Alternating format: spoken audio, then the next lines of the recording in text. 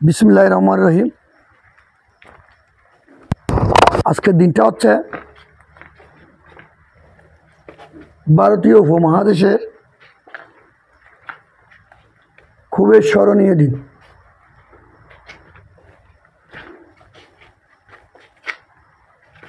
আজকের এই দিনে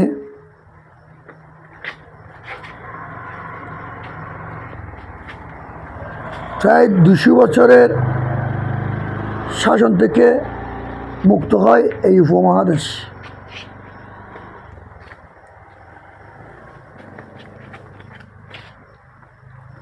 ব্রিটিশরা প্রায় 200 বছর আমাদেরকে শাসন করে। অনেক আন্দোলন সংগ্রামের মধ্য দিয়ে আজ 14ই আগস্ট উপমহাদেশ আজাদি হয়, অর্থাৎ স্বাধীন হয়।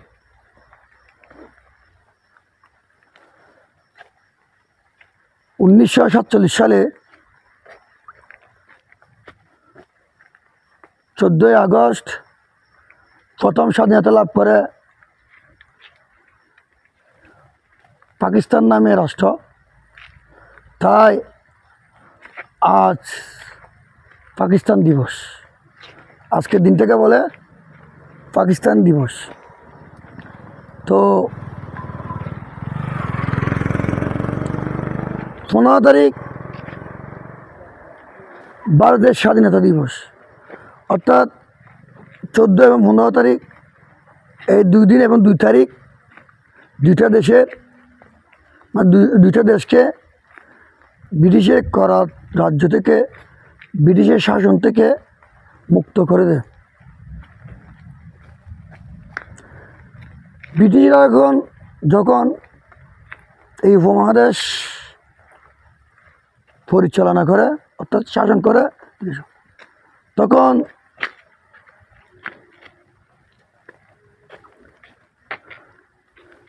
হিন্দু, মুসলিম, বৌদ্ধ, খ্রিস্টান সবাই ঐক্যমত্য হয়ে, সবাই একজোট হয়ে ব্রিটিশদের বিরুদ্ধে আন্দোলন করেন। পরবর্তীতে ব্রিটিশ সরকার এই উপমহাদেশের আন্দোলন সহ্য করতে না পেরে সবাইকে মুক্ত করে দেয়। আর মানে এক কথায় 47 সাল থেকে 50 সালের ভিতর আমাদের এশিয়ায় অনেক রাজ্য, অর্থাৎ অনেক রাষ্ট্র স্বাধীনের আওতাধীন আছে।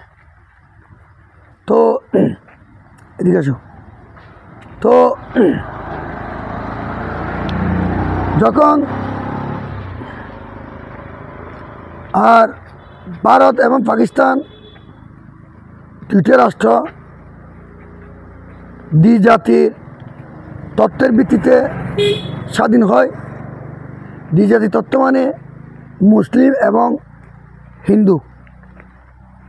মুসলিম সংখ্যাগরিষ্ঠ এলাকা নিয়ে পাকিস্তান নামক রাষ্ট্রের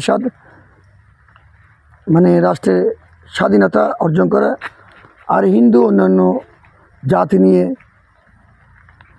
ভারত রাষ্ট্র হিসেবে প্রতিষ্ঠিত হয়।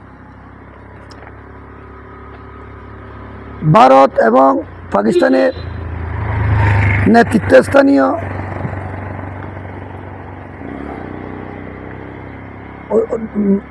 নেতারাই স্বাধীনতার, অর্থাৎ এই উপমহাদেশকে স্বাধীন করার জন্য নেতৃত্ব দেয়। তার মধ্যে মোহাম্মদ আলী জিন্নাহ, মহাত্মা গান্ধী, জওহরলাল নেহেরু,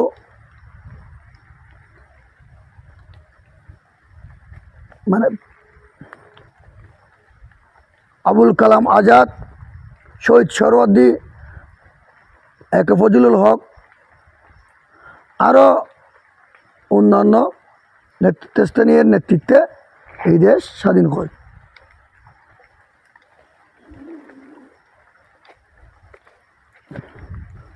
মোহাম্মদ আলী জিন্নাহর নেতৃত্বে 14ই আগস্ট আজ পূর্ণ স্বাধীনতা অর্জন করে পাকিস্তান নামে রাষ্ট্রটি। যাই হোক, আজকে পাকিস্তানের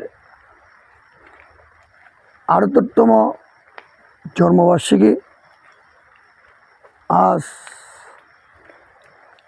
৪৭ সালে